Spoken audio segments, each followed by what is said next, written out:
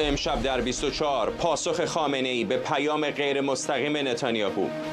رسانه‌ها در ایران میگن لاریجانی پیام رهبر جمهوری اسلامی رو به پوتین داده. نخست وزیر اسرائیل هم تایید کرده این کشور به کسانی که به دنبال نابودی اسرائیل بودند خواهد رسید. مادورو میگه طرح تازه واشنگتن برای سرنگونی دولت ونزوئلا یک کودتاست، همزمان با تلاش‌های تازه در کاراکاس برای همدستی با واشنگتن برای انتقال قدرت. ترامپ بعد از صحبت با پوتین از ملاقات با او در مجارستان خبر داده. او فردا هم با رئیس جمهوری اوکراین درباره موشک‌های دوربرد صحبت می‌کنه. از استودیوی ایران اینترنشنال این 24 است با فرداد فرهزاد. بینندگان ایران اینترنشنال در ایران و سراسر جهان سلام و وقت بخیر. در ایران رسانه‌ها از پاسخ رهبر جمهوری اسلامی به پیام غیر مستقیم بنیامین نتانیاهو از طریق ولادیمیر پوتین خبر دادند. بنابراین گزارش‌ها علی لاریجانی دبیر شورای عالی امنیت ملی ایران در دیداری با رئیس جمهوری روسیه پیامی از علی خامنه‌ای به او منتقل کرده. هفته پیش رئیس جمهوری روسیه گفته بود اسرائیل از او خواسته این پیام رو به تهران منتقل کنه که این کشور خواهان تشدید درگیری‌ها نیست. این در شرایطی که ساعتی پیش حوثی‌های یمن از متحدان جمهوری اسلامی کشته شدن رئیس ستاد کل نیروهای مسلح خودشون رو در نتیجه حملات اسرائیل تایید کردند. او 2 ماه پیش هم در حمله اسرائیل به جلسه سران این گروه به شدت زخمی شده بود. در همین حال نخست وزیر اسرائیل ساعتی پیش بار دیگه هشدار داده کسانی که اسرائیل رو تهدید می‌کنن بهای سنگینی پرداخت خواهند کرد. بنیامین نتانیاهو حمله 7 اکتبر رو نتیجه توطئه جمهوری اسلامی توصیف کرد. اونایی که دستشون رو علیه اسرائیل بالا میبرن به خوبی میدونن که بهای بسیار سنگینی برای اون خواهند پرداخت. ما متعهد به بازگرداندن همه گروگانها به خانه هستیم. ما با آسمان تهران و مواضع مورد نظرمون در سوریه دست پیدا کردیم و اسرائیل سرانجام به همه اهداف از پیش تعیین شده خودش در جنگ دست خواهد یافت. اتهام نسل کشی علیه ما یه اتهام تخیلیه، اما 7 اکتبر یک نسل کشی واقعی بود. حمله 7 اکتبر توطئه شیطانی جمهوری اسلامی و نیابتی‌هاش علیه کشور اسرائیل بود. در حمله 7 اکتبر قتل وحشیانه و بیرحمانه کودکان و سالمندان رخ داد. اگه اون جنایتکاران میتونستن همه ما رو قتل عام میکردن، اما من اینجا باید به پاسخ اسرائیل به 7 اکتبر و به قدرتی که در همه ما نهفته است ادای احترام کنم. بریم به وزارت خارجه آمریکا. همکارم سمیرا قرایی از اونجا به ما پیوسته. سمیرا، رهبران ایران و اسرائیل جلوی دوربین‌ها به لفاظی‌هاشون علیه یکدیگر ادامه میدن، ولی پشت دوربین‌ها به نظر میسه که از کانال‌های دیپلماتیک به طور خاص از کانال دیپلماتیک روسا دارن به هم پیام میرسونن.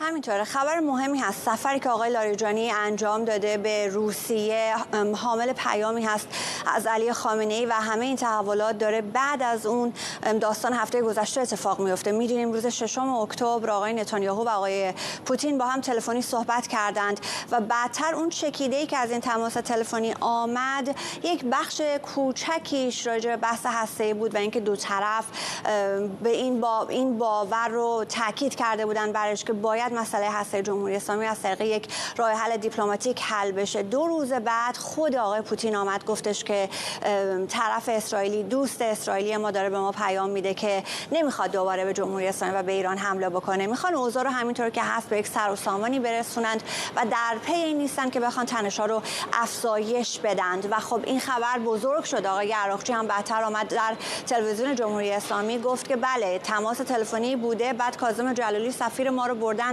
نشوندن اونجا و متن تماس تلفنی نتانیاهو و پوتین رو براش قرائت کردند، یعنی کلش رو از روی نوشته برای آقای جلالی خواندند و خب الان شاهد این سفر هستیم.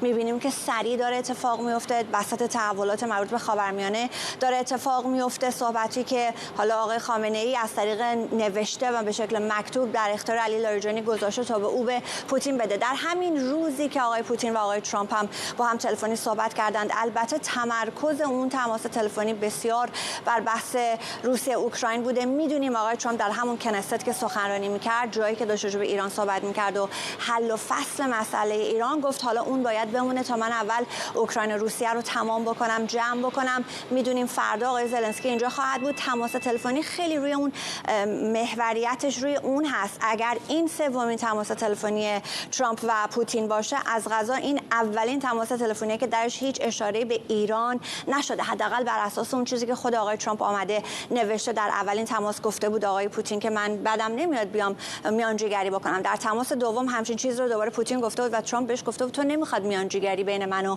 جمهوری اسلامی بکنی، تو خودت بیا جنگت با اوکراین رو تموم کن. و این بار میبینیم هیچ اشاره‌ای به ایران و به جمهوری اسلامی نشده، ولی در همین روز میزبان علی لاریجانی بوده. و از سمت دیگه حالا اینها داره پشت پرده اتفاق میفته و خب روسیه اگرچه که نقشش به عنوان میانجی واقعا نقش غیر قابل باوری هست به خاطر اون انزوایی که خود روسیه الان درگیرش هست، اما به عنوان پیام رسان اتفاقا نقشش به شدت قابل باور هست. الان که از اون معدود کانال‌های بازی است که اگر کسی بخواد با جمهوری اسلامی با علی خامنه‌ای حرف بزنه باید بره سراغ روسیه، از معدود کانال‌هایی هست که همچنان باز مانده. اما در کنار همه اینها خب در ظاهر اتفاقاتی که میفته، حرفایی که زده میشه بسیار متفاوت است. به ویژه که الان بحث کشته شدن رئیس ستادکل نیروهای مسلح حوثی هاست.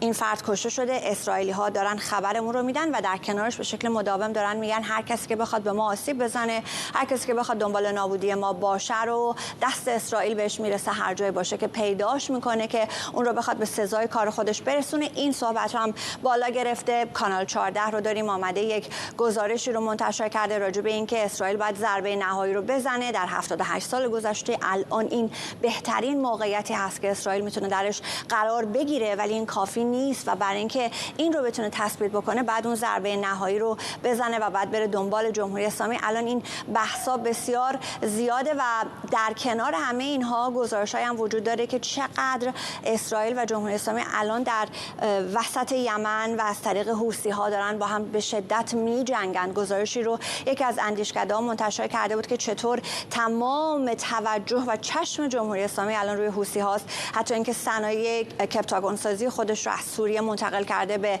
یمن، دست حوثی‌ها داده، چقدر داره حمایت تسلیحاتی میکنه. اونجا الان انگار که یک نبرد نهایی نیابتی بخواد در یمن اتفاق بیفته که داریم میبینیم که از سمت اسرائیل هم در این رابطه رجزخوانی زیادی رو حداقل امروز شنیدیم. ممنونم از تو همکارم سمیرا قرایی از وزارت خارجه آمریکا. شکریا برادوس، پژوهشگر امنیت بین‌الملل و سیاست خارجی، و حسن هاشمیان، تحلیلگر جهان عرب، هر دو از واشنگتن به ما پیوستند. فعلا ارتباطمون با آقای هاشمیان برقرار هست. آقای هاشمیان، چطور تصویر این ارتباط رو میشه توصیف کرد؟ چه اتفاقی داره میفته بین ایران و اسرائیل از طریق روسیه؟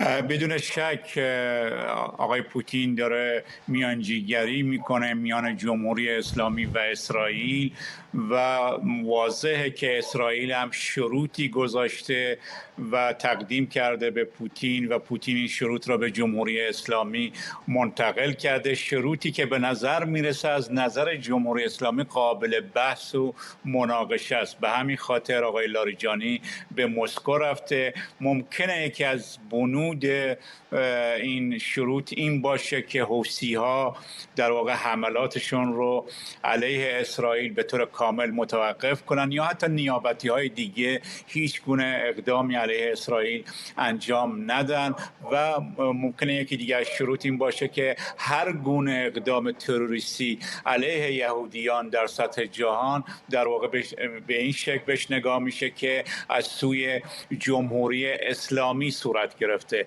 و بنابراین الان توپ در زمین جمهوری اسلامی است در رابطه با اسرائیل، با توجه به اینکه پیام داده که خواهان بالا گرفتن تنش نیست و باید اضافه کنیم که اسرائیل در شرایط فعلی میخواد در چارچوب برنامه آقای ترامپ در رابطه با جمهوری اسلامی باقی میمونه، نمیخواد خارج از این برنامه باشه و به همین خاطر این وساطت را به این شکل پذیرفته و داره این کارها را انجام میده. خانم برادوس، اسرائیل اگر واقعا به دنبال یک آتش‌بسی نبود یا به دنبال درگیری بیشتر با جمهوری اسلامی بود، چه دلیلی داشت بخواد از طریق روسا پیامی به تهران برسونه؟ من اینو بیشتر به بازی دیپلماسی و سیاسی و استراتژی اسرائیل وصلش میکنم، چون که چیزی که مطمئنیم اسرائیل خوب جمهوری اسلامی و خامنه‌ای رو میشناسه. پس انتظاری نیست که خامنه‌ای بخواد رفتارش رو عوض کنه یا در مقابل اسرائیل از این حمایت گروه‌های شبه نظامی یا از حوثی‌ها یا از این سیاستی که داره برای نابودی اسرائیل دست برداره. و اسرائیل خوب میدونه که ماری که زخمی در تهران گذاشته اگر فرصت رو به دست بیاره قوی خواهد شد و دوباره حمله خواهد کرد، دوباره همون سیاست رو ادامه خواهد داد. دلیلش هم برمیگرده این که جمهوری اسلامی خب این یک سیاست فاندیشنش، یعنی اساس سیاست خارجی جمهوری اسلامی بر این بنا شده از روزی که این حکومت به قدرت رسید. حکومت ایدئولوژی بر همین ایدئولوژی داره ادامه میده و تغییر رفتاری از جمهوری اسلامی تا الان ندیدیم، چه قبل از جنگ 12 روزه چه بعد از جنگ 12 روزه. پس در نتیجه به نظر من این یک بازیه که اسرائیل داره بازی میکنه، جمهوری اسلامی هم خب میخواد وارد بازی بشه، چون که هر دو طرف دو اکتری هستن که هیچ کدوم بهش کدوم اعتمادی نداره و این هم وقت احتیاج داره و اکتر دوم که جمهوری اسلامی هم هست وقت احتیاج داره برای اینکه آماده کنه خودش رو برای یک جنگی که احتمالش زیاده. و کانالی که هست که با هر دو طرف رابطه خیلی خوبی دارد روسیه است و برای همین هم از طریق روسیه دارن چنین پیامی رو میفرستن.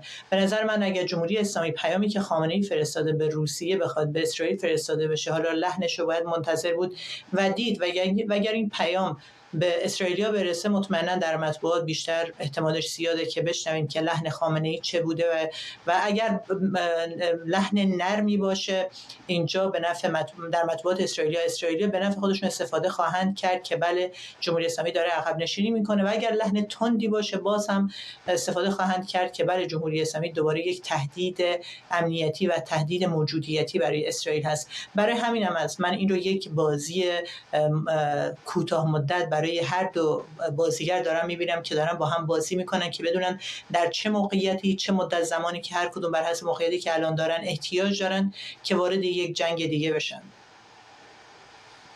آقای هاشمیان، با شناختی که از رهبر جمهوری اسلامی دارید، به گمان شما در نامه خامنه‌ای احتمالاً چه چیزهایی بهش اشاره شده؟ ببینید این سفر دومین سفر آقای لاریجانیه و من یادمه که سفر قبلی دقیقاً 4 هفته بعد از سفر آقای عراقچی به مسکو صورت گرفت و اونجا احتمالاً بحثا بخصوص در مطبوعات جهان عرب و حتی در همین ایالات متحده وجود داشت که اونجا دو خط در ایران وجود داره. یکی مثلا انتقاد میکرد از روسیه که چرا به کمک ایران در جنگ 12 روزه نیامد و دیگری خطی که علی خامنه‌ای و لاریجانی اونو نمایندگی میکنه و اون در یک چارچوب بزرگتر، در چارچوب استراتژی هایی که بین روسیه و جمهوری اسلامی وجود داره. به اعتقاد من الان فرستادن دوباره لاریجانی به مسکو در چارچوب همین استراتژی هایی است که بین جمهوری اسلامی و بین در واقع روسیه وجود داره، علیرغم این که ممکنه دولت پزشکیان یا آقای عراقچی انتقاداتی نسبت به عملکرد روسیه داشته باشن. ممکنه آقای خامنه‌ای این بحث رو الان مطرح کنه که با توجه به اینکه اسرائیل الان آمده این وساطت را قبول کرده، در واقع از نقش جمهوری اسلامی، از توانایی‌های جمهوری اسلامی از دید آقای خامنه‌ای ترسیده یا قدرت روی نداره، یا اینکه جمهوری اسلامی تونسته یک وضعیتی از بازدارندگی در برابر اسرائیل از طریق موشک‌هاش ایجاد کنه و به همین خاطر اسرائیل رو هول داده، وارد این دالان وساطت کرده و بنابراین روسیه بایستی برای نقش بازی کردن بیشتر، امتیاز گرفتن و همینطور بخشی از این امتیازها رو به جمهوری اسلامی دادن به این شکل عمل کنه و در واقع ممکنه این مسئله رو مطرح کنه که روس‌ها بیشتر بیان وسط و به جمهوری اسلامی کمک کنن تا بتونه بازدارندگی خودش رو در برابر اسرائیل بالا ببره و از اونجا هم روس‌ها از اسرائیل و از ایالات متحده در واقع امتیاز بگیرن. من فکر می‌کنم این تحلیل آقای خامنه‌ای و دار و دسته خامنه‌ای کاملا اشتباهه. من معتقدم که جمهوری اسلامی و حتی نیابتی‌های اون در حال حاضر در برابر یک گزینه بسیار سخت بودن یا نبودن قرار گرفتن و به اعتقاد من درگیری با اسرائیل ممکنه به فروپاشی جمهوری اسلامی و نبودن اسرائیل و نبودن جمهوری اسلامی و نبودن همه نیابتی‌هاش منجر بشه. همونطور که الان داریم می‌بینیم طرح ترامپ حماس رو در برابر گزینه بودن یا نبودن قرار داده. خانم برادوسی، این موضوع نیابتی ها خیلی مهم هست به گمانم، در حالی که این جنگ مستقیم بین ایران و اسرائیل فعلا در یک آتش بس حالا به گفته خیلی ها شکننده قرار داره، اما جنگ نیابتی همچنان در جریان، به خصوص به واسطه حوثی ها، هرچند حالا حزب الله تا اندازه زیادی تضعیف شده. همین الان دیدیم که رئیس ستاد کل نیروهای مسلح حوثی ها رو اسرائیلی ها هدف قرار دادن. از سمت حوثی ها هم همچنان موشک پرانی ادامه داره. چقدر به نظرتون این آتش بس بین جمهوری اسلامی و اسرائیل میتونه ادامه دار باشه اگر جنگ نیابتی ادامه پیدا کنه؟ ببینید، جنگی که الان ادامه داره و حوثی‌ها کارت اصلیش هستن، جنگی که جمهوری اسلامی من بهش میگم شکستش در خاک‌های خاورمیانه، وقتی که شکست خورد اومد از اون استراتژی، اون برنامه‌ای که خامنه‌ای اگه درست خاطرم باشه 2021 بود در مورد بازوهای بلند دریایی یک استراتژی جدید گذاشتن و اینجا بیشتر تمرکز سپاه و جمهوری اسلامی رو دریاها بود و اینجا حوثی‌ها شدن یک کارت اصلی برای چنین استراتژی که دیگه در خاک، وقتی که در عراق و سوریه و لبنان شکست خوردن، اینجا حوثی‌ها شدن اکتر و الان هم ادامه دارن اکتر اصلی هستن. ولی در مورد حوثی‌ها که این حملات رو به اسرائیل رو ادامه خواهند داد، به نظر من ادامه خواهند داد و هم با حمایت جمهوری اسلامی، چون جمهوری اسلامی داره می‌بینه خب اون تنها اکتریه که برای فشار آوردن به اسرائیل میتونه ازش استفاده کنه، و از یه طرف دیگه در مورد خود حوثی‌ها، ساختار حوثی‌ها، حکمرانی حوثی‌ها باید خیلی بحث کرد. در اینکه حوثی‌ها که الان در مورد این فرمانده دارن صحبت میکنن که از طرف اسرائیل کشته شده، چند ماه پیش زخمی شده، امروز کشته شده، اینها این رو برای تو بیانیه‌اش اگه دقت کنیم نوشتن که یعنی نشون میده که اینا میخوان حملات رو ادامه بدن به عنوان انتقام گیری، چون که جنگ غزه که یکی از محرکه‌ها، یکی از دلایل بود حوثی‌ها میگفتن تا جنگ غزه متوقف نشه ما حملاتمون رو به اسرائیل ادامه خواهیم داد. با متوقف شدن جنگ غزه خب باید یک بهانه دیگری باشه که بخوان این جنگ رو ادامه بدن و ادامه این جنگ به نفع جمهوری اسلامی، به نفع حوثی‌های خواهد بود. وقتی میگیم در داخل ساختار حوثی‌ها باید دقت کرد در ادامه جنگ چه منافعی وجود خواهد داشت. این متوقف شدن جنگ غزه ما رو برمیگردونه به داخل یمن و داخل قدرتی که حوثی‌ها دارن در این کشور و ادامه این جنگ باعث میشه حوثی‌هایی که در راپورتی که رویترز خیلی با دقت و جزئیات رو داره بحث میکنه، حوثی‌هایی که خیلی برای ایرانی‌ها آشنا چنین سیستمی، حوثی‌هایی که کارمندان رو، معلمان مدارس رو، دانش آموزها رو مجبور میکنن که بیان راهپیمایی کنن برای حمایت از حوثی‌ها و علیه اسرائیل و آمریکا، شعار بدن مرگ بر آمریکا، مرگ بر یهود. اینها اون سیستمیه که از جمهوری اسلامی یاد گرفتن که اگر شما در مدرسه یا در دانش آموز هستید به این خیابان نیایید، این تظاهرات رو انجام ندید، اخراج خواهید شد.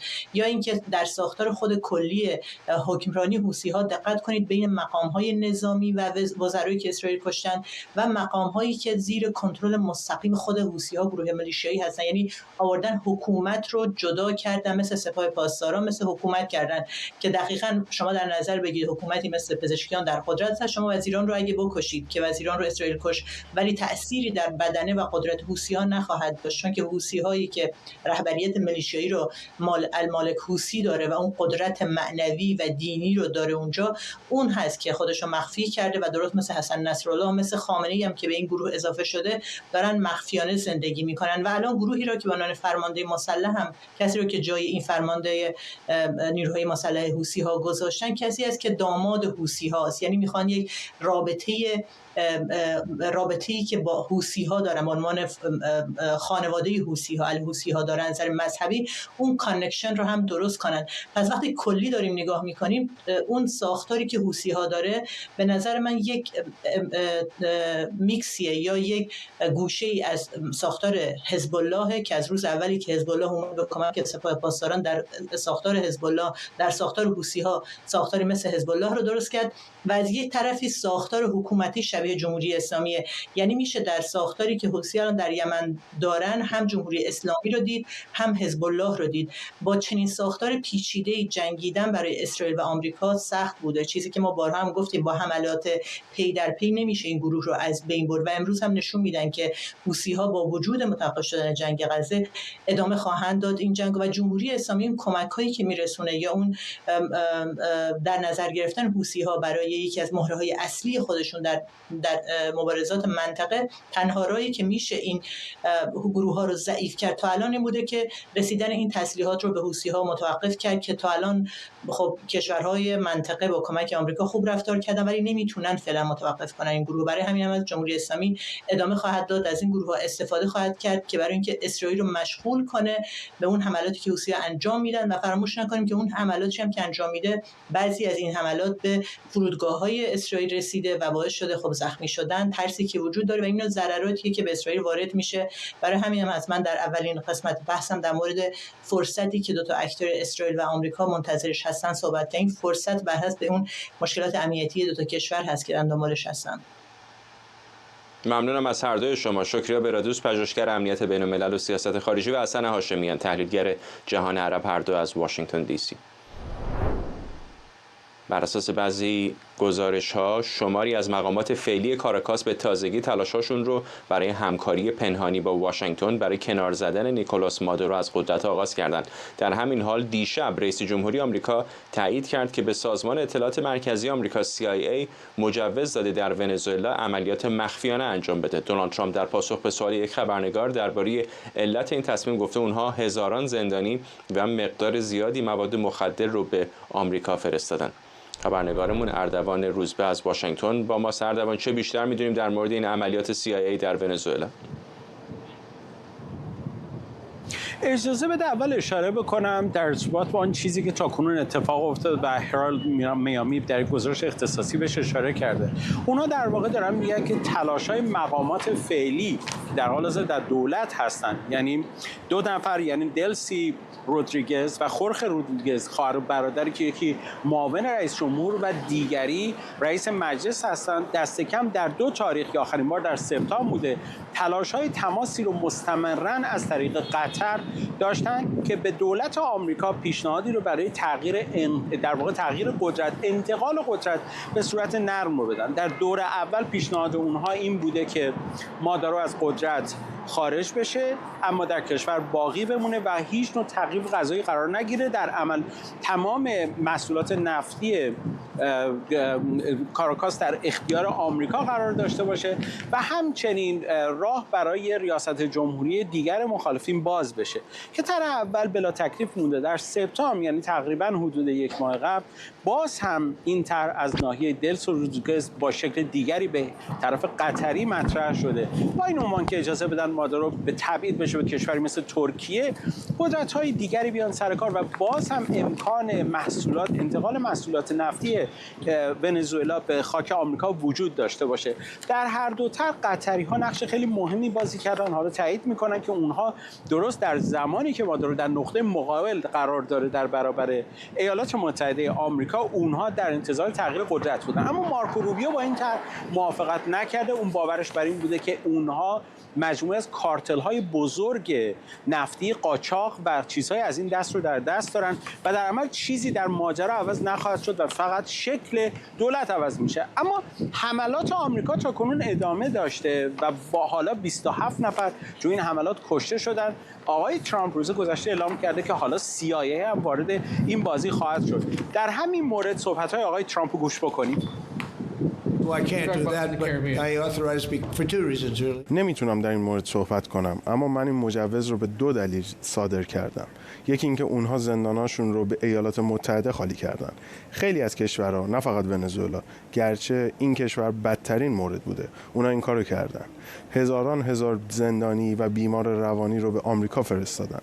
ما داریم اونها رو برمیگردونیم. و دلیل دوم هم مواد مخدره.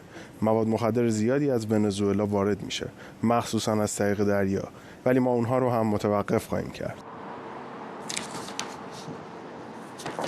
خب واقعیت اینه که آقای ترامپ حاضر به توضیح نشد که آیا عوامل CIA عملیاتی که نفوذی که انجام بدن آیا هدفشون ترور مادورو خواهد بود یا نه. اما واضح هستش که چنین عملیاتی باید عملیات در خاک محسوب بشه و باید به طور اجرایی میتونیم بگیم به یک نوع براندازی ختم بشه. همونجور که گفته شد آقای روبیو به هیچ وجه به هیچ ترکیبی از پیشنهاد رودریگز ها در ارتباط با تغییر نرم رژیم تن نداده و از طرف دیگه باید فراموش نکنیم بزرگترین کارتل جنایی نظامی و مواد مخدر در ونزوئلا کارتلی موسوم به خورشیدها هستش که این خانواده ارتباط نزدیک با اونا داره. به روایتی میشه گفت فساد نهادینه‌ای که در این کشور وجود داره تقریبا غیر ممکنه با تغییرات این چنین درش از بین بره.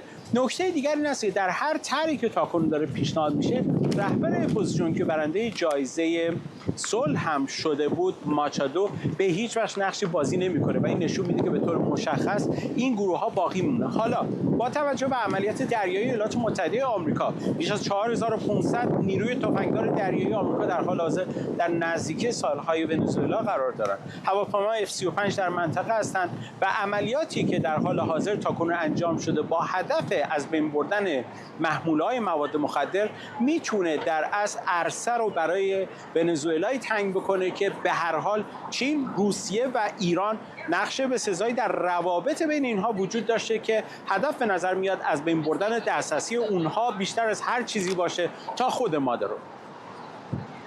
ممنونم از همکارم اردوان روزبه از مرکز واشنگتن با ما. رضا گوهرزاد هم به ما پیوسته از ایرواین کالیفرنیا، تحلیلگر سیاسی. آقای گوهرزاد ممنونم که دعوت ما رو پذیرفتید. به نظر میرسه که رویکرد واشنگتن در مقابل ونزوئلا خیلی جدی‌تر و خشن‌تر هست تا اندازه‌ای حتی با عرفای عادی بین‌المللی در مقایسه با بسیاری از کشورهای دیگری که خصومت دارن با ایالات متحده آمریکا، حتی جمهوری اسلامی، حتی فدراسیون روسیه، بلاروس. در مورد ونزوئلا تقریبا دیگه عملاً دارن حرف از براندازی میزنن، حرف از عملیات CIA در داخل این کشور میزنن. چه هست به نظرتون نگاهی که آقای ترامپ داره به دولت مادورو؟ درود من بر شما جناب فرزاد عزیز و بینندگانتون در سراسر گیتی. ببینید مسئله این استش که آمریکا همواره در آمریکای لاتین و اون منطقه کودتا کرده.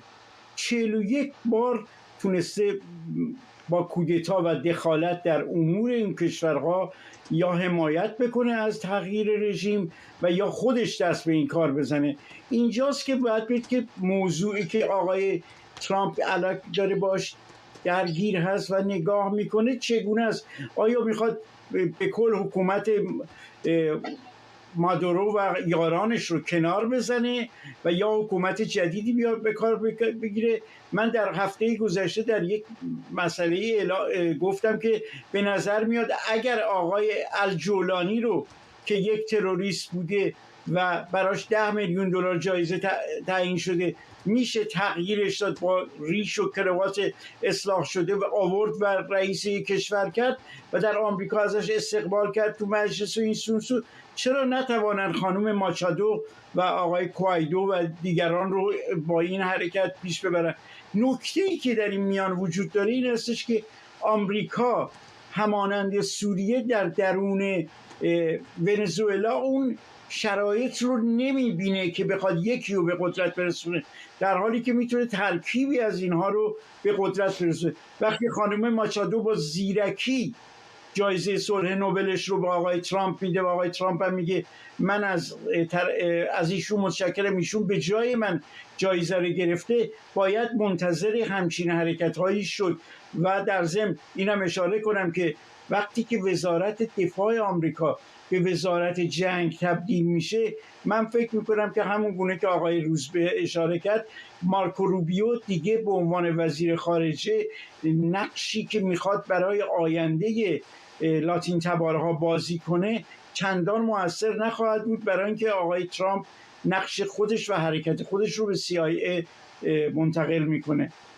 و تاریخ ببخشید حرفتون رو قطع میکنم آقای گوهرزاد، یک مقدار جغرافیاش هم تاثیر میذاره چون در دنیای جدید هست، در قاره آمریکا هست. فکر میکنید که واشنگتن آزادی عمل بیشتری احساس میکنه در مقایسه با جاهای مثل خاورمیانه یا آسیا که بازیگران دیگری مثل فدراسیون روسیه، چین یا در خاورمیانه کشورهای عرب حاشیه خلیج فارس و اسرائیل نقش پررنگتری دارن؟ ببینید اگر آقای فرزاد عزیز برویم به سوی این تاریخچه کودتاهایی که آمریکا در این منطقه فقط انجام داده، می‌بینیم که برای هر کدوم یک بهانه‌ای داشته و همیشه این بهانه‌ها ثابت بود تا اینکه جنگ سرد به پایان رسید. تا زمان جنگ سرد میگفتن اینا میخوان این منطقه رو کمونیست کنن، این بهانه رو داشتن. الان بعد از اینکه این مسئله به وجود اومده دیگه جنگ سردی در این زمینه وجود نداره، مسئله آقای مادورو رو و ونزوئلا رو به گونه‌ای میخوان حل کنن که نتونه پیوندی برقرار کنه با هم مسائلی که شما اعلام کردین، یعنی مثلا قدرت روسیه و یا قدرت چین معادلات رو به هم بزنه.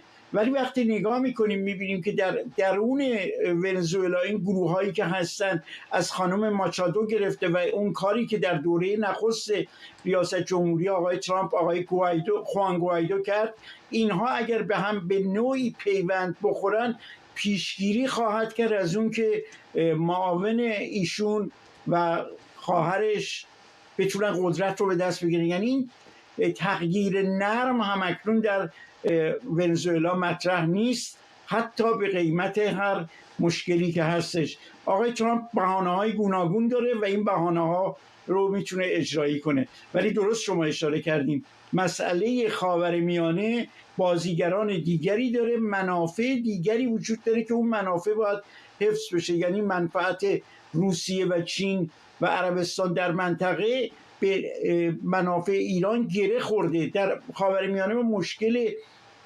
طالبان رو داریم که همکنون با پاکستان درگیر هست با کسی و مشکل خود کشورهای منطقه بزرگتر از این است که نقشه آینده‌ای که برای اونجا در نظر گرفته شده قابل مقایسه باشه با نقشه‌ای که برای آمریکای لاتین در نظر گرفتن. ممنونم از شما. رضا گوهرزاد، روزنامه‌نگار و تحلیلگر سیاسی از ایرواین، کالیفرنیا. دونالد ترامپ گفتگوی تلفنیش رو با ولادیمیر پوتین پیش از سفر زلنسکی به واشنگتن سازنده توصیف کرده و گفته توافق شده هفته آینده جلسه‌ای با حضور مقامات ارشد دو کشور برگزار بشه. به گفته ترامپ توافق شده دیدار بعدی میان او و پوتین در مجارستان باشه. انتظار میره رؤسای جمهوری آمریکا و اوکراین فردا جمعه در کاخ سفید درباره احتمال تحویل موشک‌های دوربرد تاماهاک به اوکراین هم گفتگو کنند. بریم به کاخ سفید. همکارم آرش علایی از اونجا به ما پیوسته. آرش، آقای ترامپ به نظر میرسه که تا اینجا خرسند بوده از تماسش با آقای پوتین. چه میدونیم در مورد دیدار فردا و دیدار بعدی در مجارستان؟ خب به نظر میاد که موضع کاخ سفید برای کاخ کرملینی است که یا صلح یا تاماهاک. الان صحبت‌هایی که آقای ترامپ در طول این چند هفته کرده بود راجع به این که قرار است موشک‌های تاماهاک ارسال بشود به اوکراین، موشک‌هایی که میتواند قلب خاک روسیه را هدف قرار بدهد، خیلی فراتر از مسکو و سن پیترزبورگ میتواند اوکراین برسد به پایگاه‌های روسی یا حتی پالایشگاه‌های روسی، خطوط انتقال نفت. از همون ابتدا که صحبت موشک‌های تاماهاک مطرح شده بود، روس‌ها به شدت واکنش نشان داده بودند. اون موقع دیمیتری مدودیف معاون آقای پوتین و در تقریبا همکار و دوست قدیمیش گفته بود اگر این کار انجام بدهد آقای ترامپ خیلی بد خواهد شد، هم برای آمریکا هم برای اوکراین. اینجا در واشنگتن میگویند قبلا روسیه بارها و بارها خطوط قرمز اینچنینی تعیین کرده بود که بعداً وقتی آمریکا یا اروپایی ها اون رو شکستن آقای پوتین یا هیچ عکس‌العملی در واقع نشون نداده بود یا عکس‌العمل خیلی ضعیف بوده است. بنابراین اینجا میگویند خطوط قرمزی که الان دیمیتری مدودیف مطرح میکند یا خود آقای پوتین مطرح کرده است، اینها هم بلوف سیاسی است. خیلی هم میگن تو واشنگتن آقای ترامپ باید این بلوف سیاسی پوتین رو بکند. مکالمه تلفنی که شما گفتید آقای ترامپ یک پستی در تروث سوشال گذاشته است. 3 نکته مهم در این تروث سوشال به نظر من آمد. حدوداً 1 ساعت و نیم پیش هم این کار انجام شد. اولا که همونجور که تو گفتی میگوید این مکالمات سازنده بوده است و ادامه پیدا خواهد کرد. گفته است آقای پوتین تبریک گفته است با آقای ترامپ به خاطر صلح در خاورمیانه و آقای ترامپ میخواد از این موقعیت استفاده کند برای که صلح رو در اوکراین به وجود بیاورد. نکته اول اهرم فشاری است که به نظر میاد دولت ترامپ الان به دستش آمده است. بعد از این توافقاتی که در خاورمیانه شده میخواهد این دو روند رو به هم وصل کند با توجه به اینکه نفوذ روسیه هم در منطقه خاورمیانه کمتر شده است. نکته دوم برخلاف گفته برخی از کارشناسان که میگویند نقش آقای روبیو نقش کمرنگی است، اینجا در این پست تروث سوشال گفته است آقای ترامپ که قرار است مشاوران و کارشناسان روسیه و آمریکا دیدار داشته باشند. جاش هم معلوم خواهد شد. رهبری تیم آمریکایی بر عهده مارکو روبیو خواهد بود، چیزی که آقای ترامپ گفته است. این هم یک چرخشی است. تا حالا آقای ویتکاف این کارا رو انجام میداد. دیروز در همین برنامه تو من اومدم صحبت کردم راجع به گزارش‌هایی که مبنی بر احتمال خروج ویتکاف از دولت ترامپ مطرح شده بود، با اینکه استیو ویتکاف این رو خودش تکذیب کرد. اما الان این صحبت آقای ترامپ و یه برند سازی چهره جدید که به جای اینکه افرادی که نزدیک خانواده خودش باشد رو دوباره یا دوستان خودش رو باشد رو بگذارد در این مذاکرات، یک فرد دیپلمات شناخته شده رو برای این مذاکرات معین کرده است. نکته سومم اونجوری که شما گفتی قرار است آقایان پوتین و ترامپ با هم دیدار کنند در بوداپست در مجارستان. دیدارهای قبلی، صحبت‌های قبلی یا در آمریکا بوده است یا در عربستان بوده است. الان به نظر میاد همه اینها رو منتقل دارد می‌کند ترامپ به اروپا، مخصوصا بوداپست. یادمون نره ویکتور اوربان رهبر مجارستان هم دوست ترامپ هست هم دوست پوتین هست. از همون ابتدا هم خیلی ها شک کرده بودن فرداد که چرا این مذاکرات توی بوداپست انجام نمی شود. حالا این اظهاراتی که آقای ترامپ کرده به نظر میاد منطق رو آورده است به اروپا. ولی مسئله موشک‌های تاماهاک مسئله خواهد بود که فردا بین زلنسکی و ترامپ مطرح خواهد شد اینجا در کاخ سفید. ممنونم از تو همکارم آرش علایی از کاخ سفید، جایی که فردا دیدار مهم رهبران اوکراین و ایالات متحده رو خواهیم داشت. در ارتباط با ادامه جنگ روسیه و اوکراین، بسیاری از ناظران سیاسی میگن غیبت مسکو از اجلاس اخیر در شرم الشیخ مصر بیانگر کاهش نفوذ مسکو در خاورمیانه است. به گزارش گاردین بعد از اجلاس صلح غزه، ولادیمیر پوتین قرار بود در مسکو میزبان اجلاس روسیه و جهان عرب باشه، اما اون رو به تعویق انداخته، چرا که به گفته این روزنامه تنها شمار محدودی از رهبران عرب، تنها رئیس جمهوری سوریه و دبیرکل اتحادیه عرب دعوت مسکو رو قبول کرده بودند. شهرام خلی، پژوهشگر تاریخ خاورمیانه و روابط بین‌الملل از آنتاریو، به ما پیوسته. آقای خلی، فکر می‌کنید فصل جدیدی شروع شده از میزان نقش یا عدم نقش روسیه در خاورمیانه؟ خدمتتون درود می‌فرستم جناب فرزاد گرامی و خدمت همه مخاطبان ایران اینترنشنال. 100% فصل جدیدی شروع شده و این در شرایطی هستش که ما هیچ تغییری در دکترین امنیت ملی آقای ترامپ از دوره اولشون به این طرف نمیبینیم، ولی میبینیم که ایشون با قدرت بیشتری در واقع اون سیاست یا دکترین دستیابی به صلح از طریق اقتدار رو دارن پیش میبرن و تمام کسانی که از همکاران من چه در چپ چه در راست میگفتن که ترامپ از آدم‌های بی ارزه استفاده میکنه یا آدم‌های بی تجربه داره استفاده میکنه، هی داره هر چیزی که پوتین میگه رو تایید میکنه. به زلنسکی در کاخ سفید اونجوری حمله کرد. مشخص شد که در واقع پرزیدنت ترامپ داره همون شیوهی رفتار میکنه که غیر قابل پیش بینی هست. پوتین رو میاره به آلاسکا، بیتوها رو بر فراز آلاسکا، بر فراز آنکوراژ به پرواز در میاره، قدرت نمایی میکنه. بعد تمام دوستان گاردینی و نیویورک تایمزی و دیگران میگن حالا اینم یک شوی نشون داد. بعد همونها وقتی که چین میاد اون رژه رو انجام میده با پوتین میگن آخ چین قدرت نمایی کرد، در حالی که پرزیدنت ترامپ کاملا معادله رو عوض کرد. همه ما فکر میکردیم که پرزیدنت ترامپ میاد به پوتین در اوکراین در واقع امتیازهایی میده که مشکلات رو در خاورمیانه و خصوص با جمهوری اسلامی حل بکنه. پرزیدنت ترامپ دقیقاً برعکسش رو عمل کرد. وتوها رو در آلاسکا به پرزیدنت پوتین نشون داد و بر علیه جمهوری اسلامی با کوبیدن جمهوری اسلامی که مهمترین متحد روسیه در منطقه هست نشون داد که باکی نداره از اینکه از قدرت استفاده بکنه و با به حاشیه رودن همونجوری که در فرمایشتون بود پوتین در واقع کنفرانس سران شرم الشیخ و ملاقاتی که اتفاقا خیلی دیده نشد، ملاقاتی که با رئیس جمهور اندونزی که بزرگترین کشور مسلمان هست نشون داد که در واقع یک تنه‌ای هم داره به چین میزنه برای اینکه اندونزی رو نه تنها بیاره توی اردوی آمریکا به طور کامل علیه چین، بلکه اندونزی رو فراموش نکنیم در مجمع عمومی سازمان ملل رئیس جمهور اندونزی گفت که باید اسرائیل امنیتش تضمین بشه. پرزیدنت ترامپ میخواد اندونزی رو بیاره به توافق ابراهیم و در واقع این دیوار یا کمربند امنیتی رو که داره دور روسیه و چین میکشه اکنون با قول دادن به اینکه یا تهدید به اینکه حداقل موشک‌های کروز تاماهاک رو در اختیار زلنسکی بگذاره داره تکمیلش میکنه. ولی در این حال کشورهای حاشیه خلیج فارس، عربستان سعودی، امارات، قطر و حتی مصر هم دست کم بعد از جمال عبدالناصر بالاخره همیشه در زمین غربی ها بازی کردند. متحدان سنتی تر روسیه در خاورمیانه ایران و سوریه بودن که الان می‌بینیم دوباره آقای پوتین موفق شده حتی با احمد الشرع که کمتر کسی شاید تصورش رو می‌کرد دیداری داشته باشه در روسیه. آیا نشون نمیده که هنوز اون اتحادهای سنتی مسکو برقرار هستن در خاورمیانه؟